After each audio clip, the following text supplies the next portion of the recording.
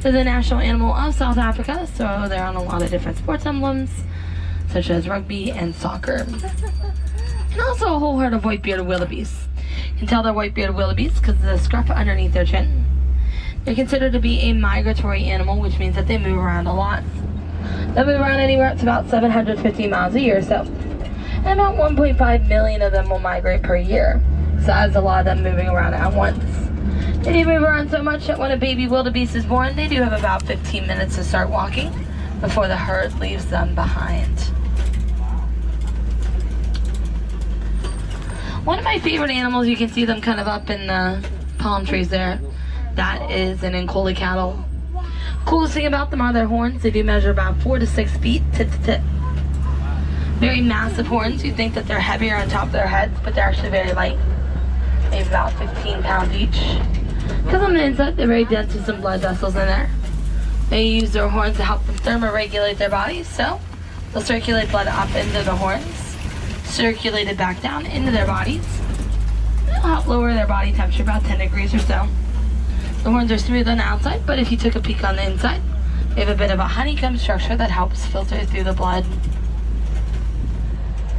Broken trees means tembo. Tembo in Swahili means elephant. If you look kind of up in the rocks on the right-hand side, you'll see that elephant there. That's an elephant. We're going to try to find a couple more. Usually where there's one, there's a whole herd. Luckily for us, there should be a road that takes us towards some more elephants. Okay, so you can see it a little bit better back there.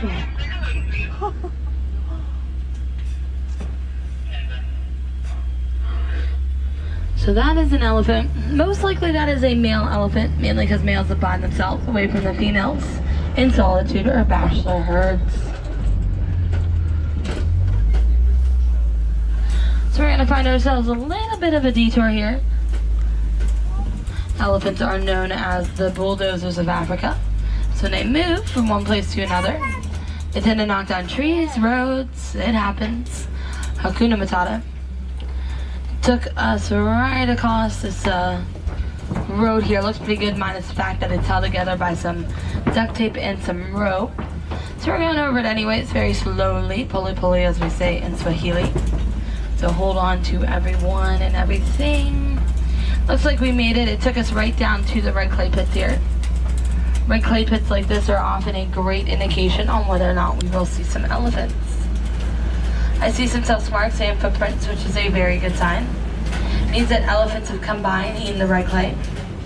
Don't often eat red clay as an extra source of nutrients. Kind of think of it how we take our vitamins. Elephants eat their source of vitamins too. As we do get close to the elephants here, I am going to lower my voice just a little bit. Mainly because elephants have very sensitive listening. They can pick up sounds that's about 20 miles away. Might get some close looks at some elephants. If we do, I ask that we not get too loud around them. Mainly because the louder we are, the less they want to be around us. And I do want them to stay nice and close to our truck. Elephants are going to be the largest animals weight-wise.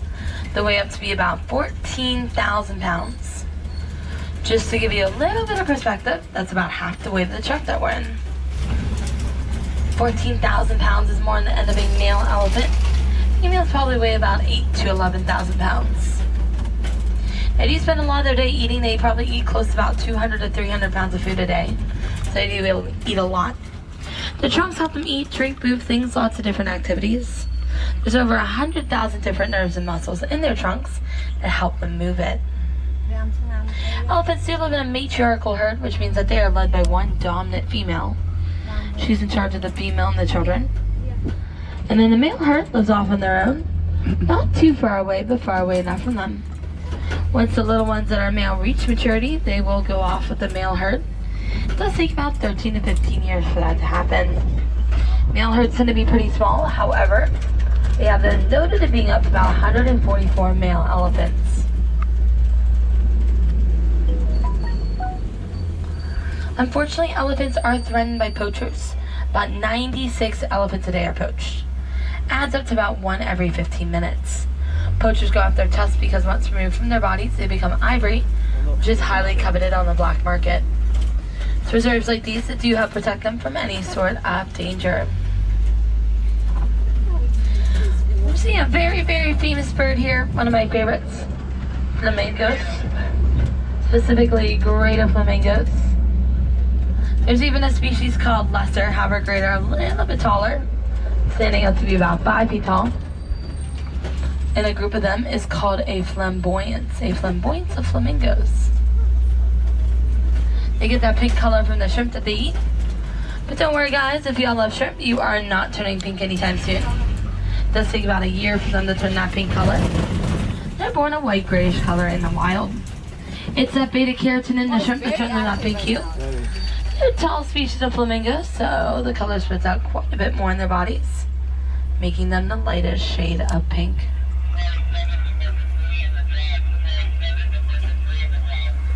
So we're making our way through the East Savannah, home to some lions and cheetahs. Oh my. Maybe a few other animals along the way here.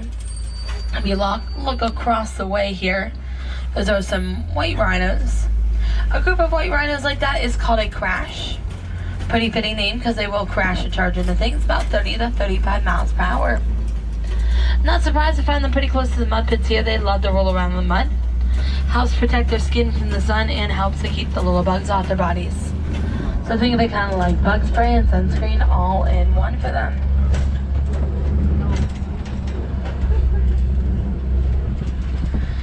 Now compared to the black rhino, they are a little bit larger, about 5,000 pounds, and diurnal, which means they're more active in a daytime hour. White rhinos don't actually get their name from the color that they are. They're pretty much the same color as a black rhino. They get their name from the Afrikaans word wit, which means wide. If you look at their jawline, they have a much wider jaw, all the better for grazing. There's just a little bit of a miscommunication when naming them, and white rhinos just kind of stuck around. They don't have any natural predators in the wild. Their only predator is, unfortunately, a human. Humans go after them for their horns because the protein keratin that's in there. People believe that keratin has a medicinal value for a scientific profit, but there's no proof it does anything.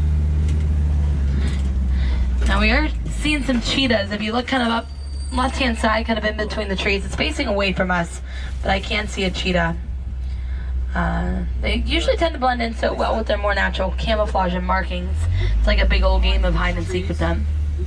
Groups of cheetahs, they're called coalitions. They're about 2 to 3 per group because they're really not the most social animals. Now a lot of people wonder if cheetahs are like a big cat. Well, they kind of are, they kind of aren't. One thing that makes them like a big cat is the fact that they are the largest feline to still occur. One thing that doesn't make them like a big cat are their claws. They do have non-retractable claws, which means they are out 24/7, ready for the hunt. Also helps them grip the ground when they walk, so think of it like a pair of built-in cleats. Cheetahs are going to be the fastest land animals. They'll go about 65 to 70 miles per hour, reaching that speed in about 0 to 3 seconds. However, they'll only hold it for about 300 feet or so, making them opportunistic predators. They'll go after their best shot for food rather than what they'd actually want to eat.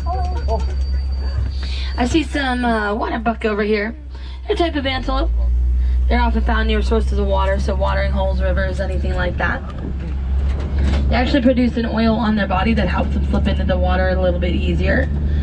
One thing it also does help them do is it helps them find each other on the reserve or the savannah like this because it kind of smells.